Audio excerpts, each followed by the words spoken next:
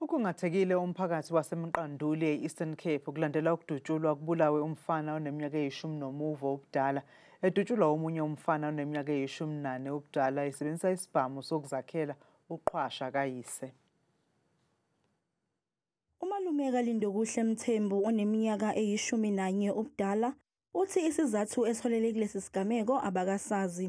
Hey, andazi apho ke nobe beyimpazamo kodwa manje kandifika eminyango ndifike kuvaliwe phayana eminyango ziye zavala intwana fike kuvaliwe xa ndifika ulele apha ngasenatukwini ngasemnyango bochopho bungaphandle. Kusenzima ukwamkela emndenini kaLindokuhle. Indiqhubekisa into yomntana wami kakhulu kuba umntana maswele kumntana wami kodwa undiqinisile umama wakhe ufika kwakhe uba tata ndiyacela nithobe umoya kusathana lo wenze umntana mangabe kumntana wami.